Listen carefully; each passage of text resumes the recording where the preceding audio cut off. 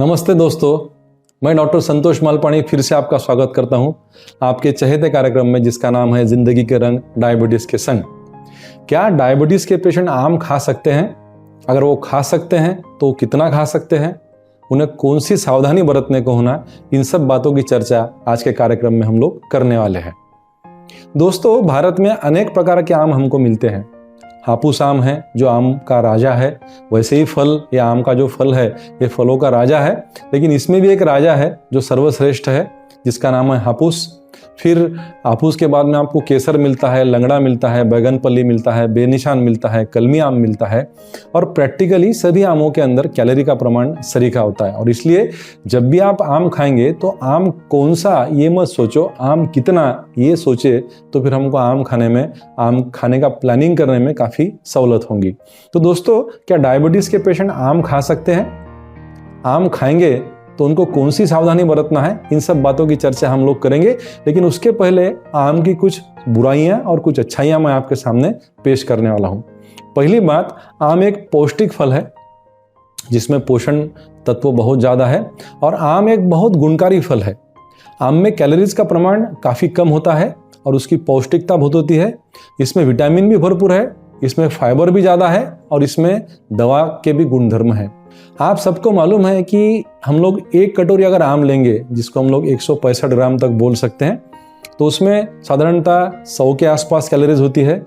लेकिन इसमें एक बात बहुत महत्वपूर्ण है, जो है कि इसमें कार्बोहाइड्रेट्स का प्रमाण ज़्यादा होता है, प्रोटीन का प्रमाण ठीक होता है और फैट्स का प्रमाण काफ़ी कम होता है। और इसके साथ में फाइबर हमको बहुत ज़्यादा मात्रा में मिलता है। आपके सामने मैं विटामिन की लिस्ट प्रस्तुत कर रहा हूँ जो आपको आम में देखने को मिलेंगी। तो कुदरत ने हमको इतना बड़ा खजाना विटामिन्स का इतना अच्छे से आपके सामने सहेज के इतने अच्छे टेस्ट में आपको दिया है, जो आपको लेने को होना और वो किस प्रकार से लेना है मैं आपको बोलूँगा। लेकिन उसके पहले विटामिन्स कौन से आपको मिलते हैं? सभी प्रकार के विटामिन बी आपको मिलते हैं, विटामिन ए भी मिलता है, विटामिन सी की मात्रा बहुत ज़्यादा होती है, विटामिन के भी आपको मिलता है, राइबोफ्लेविन, थायामिन, नियासिन, ये सब विटामिन्स का खजाना हमको आम में मिलता है।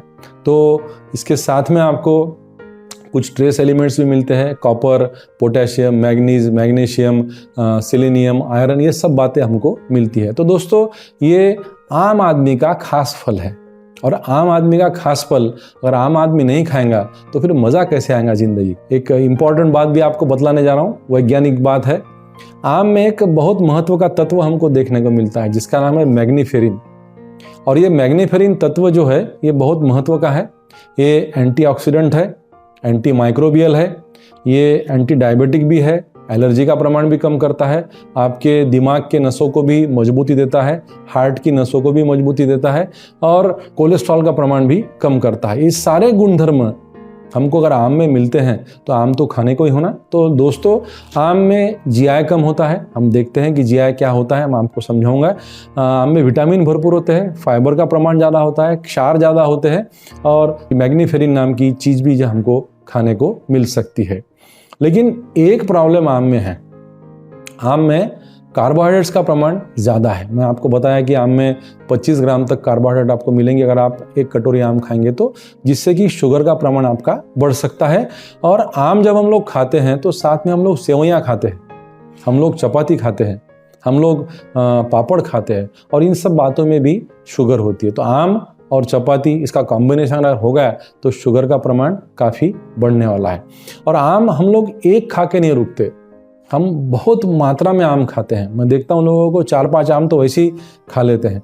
तो एक बार अगर हम लोग कम आम खाएंगे, आम खाने का आनंद भी हमको मिल सकता है। दोस्तों, 2 बातें महत्व की है, ग्लाइसेमिक लोड और ग्लाइसेमिक इंडेक्स। ग्लाइसेमिक लोड यानी उसमें कितनी शक्कर है और ग्लाइसेमिक इंडेक्स यानी वो शक्कर कितने जल्दी पचने वाली है। 2 बातों का हम लोग कैलकुलेशन करते हैं कोई भी चीज़ आपको खाना या न खाना ये बतलाने के लिए। और आम का ग्लाइसेमिक लोड ज़्यादा है लेकिन ग्लाइसेमिक इंडेक्स कम है। आप आम खा सकते हो लेकिन ज़्यादा मात्रा में आपको आम खाने की परमिशन हम लोग दे नहीं सकेंगे। तो दोस्तों, कौन सी सावधानी आपको बरतना है आम खाते वक्त? पहली सावधानी, एक बार एक ही आम खाएंगे, 2-3 आम एक साथ में आप लोग नहीं खाएंगे जिससे कि आपकी शुगर बहुत ज़्यादा बढ़ेंगी। दूसरी बात, कम पका आम आप खाएंगे, ज़्यादा पके वाला आम अगर आप खाएंगे तो उसका ग्लाइसेमिक इंडेक्स और ग्लाइसेमिक लोड दोनों भी ज़्यादा होंगे। जब आप आम खाएंगे तो हो सके वहाँ तक भोजन के साथ में मत खाइए, और अगर आप भोजन के साथ में आम खाएंगे तो खाने में की एक आधी दूसरी चीज़ कम कीजिए, जिसको हम लोग एक्सचेंज बोलते हैं, वो कम करना आपको जरूरी है। हो सके वहाँ तक आम का रस न खाइए, आम के टुकड़े खाइए जिसमें फाइबर का प्रमाण आपको ज़्यादा मिलेगा। और अगर आप आम खाते हैं तो साथ में प्रोटीन वाली चीज़ लीजिए, जैसे चने हैं, फुटाने हैं, मूंग दाल है, इसका प्रमाण आप, मोगर है, इसका प्रमाण आप आम के साथ में ले सकते हैं। आम खाने का सही टाइम जो है वो है दोपहर को 3 से 6 के बीच में, जब आपकी शुगर का प्रमाण कम होता है और आपको दोपहर के टाइम में कुछ तो भी खाने की भी इच्छा होती है। तो जब आप आम खाते हो तो साथ में जो दूसरी चीज़ आती है, जैसे हम लोग दोपहर में कभी मुरमुरा खाते हैं या फुटाने खाते हैं, उसको न खाते हुए आप दोपहर में आम खा सकते हैं। अगर आप आम एक के ऊपर खाते हैं तो उसी माप की दूसरी कोई तो भी चीज़ आपको खाने में से कम करना बहुत ज़रूरी है। जैसे अगर आप एक से दूसरा आम खा लेंगे तो खाने में की एक चपाती आपने कम कर ली तो कैलोरीज का प्रमाण आपका उतना ही बैलेंस में आ जाएगा। तो दोस्तों, आप आम खा सकते हो, लेकिन किस प्रकार से खाना है उसकी चर्चा हमने आज यहाँ पर की। आपकी ज़िंदगी का आनंद कायम रखना, ये मधुमेह सेवा संघ और United diabetes and endocrine clinic का दोनों का ये मंतव्य है, गंतव्य है।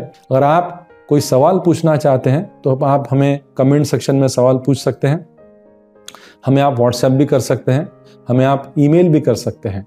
आपके सवालों को लेकर अगले कार्यक्रम का नियोजन हम लोग करने वाले हैं। तो दोस्तों, देखते रहिए हमारा चैनल, इसे लाइक कीजिए, सब्सक्राइब कीजिए और शेयर भी कीजिए, जिससे कि डायबिटीज़ के लोगों के मन का, जिंदगी का आनंद कायम रहेगा। तो कायम रखिए खुशियों के रंग, डायबिटीज़ के संग जिंदगी का आनंद कायम रखना है और डायबिटीज़ को भी नियंत्रित करना है। हाँ, जाते जाते एक बात और बोलना चाहता हूँ, मास्क पहनिए, हरदम सैनिटाइज कीजिए हाथ को, हाथ धोइए, लोगों से दूरी रखिए, जिससे कि कोरोना का प्रचार और प्रसार भी कम होगा।